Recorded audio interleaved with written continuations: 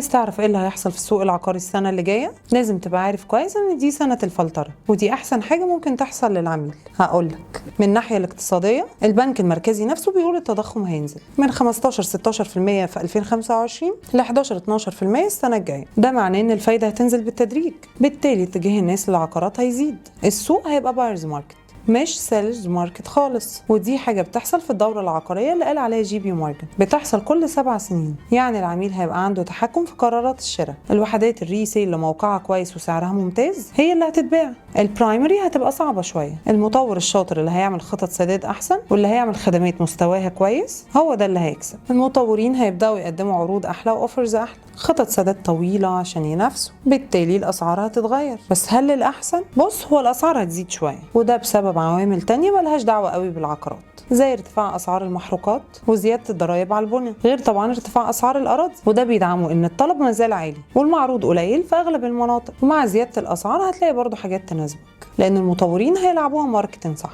هيعملوا وحدات أصغر وأذكى، وهتبدأ فترات التقسيط تزيد أكتر وأكتر، وده مرتبط جدا بانخفاض الفايدة في البنك. أنا عندي نصيحة للمستثمر الفردي، قبل ما تبص على خطة السداد الطويلة لازم تبص على 3 مؤشرات: سمعة المطور وقدرته على التسليم، تاني حاجة خدمات وتشغيل فعلي جنب المشروع، ويا فرحتي لو استلمت ومعرفتش تستخدمها. في مطور بيسلمك مكان تعيش فيه، ومطور هيسلمك طوب وحيطان. تالت حاجة سهولة إعادة البيع والتأجير، السيولة أهم من الخصم. واحدة أغلى شوية بس هتجيب لك عائد أحسن من واحدة أرخص وهتجمد فيها فلوسك. هفكرك 2025 أثبتت حاجة مهمة، مش كل مشروع هيتباع هيكسب، اللي بينجح هو اللي بيشتغل. لو عايز تعرف إزاي تشتري صح اعمل لي فولو.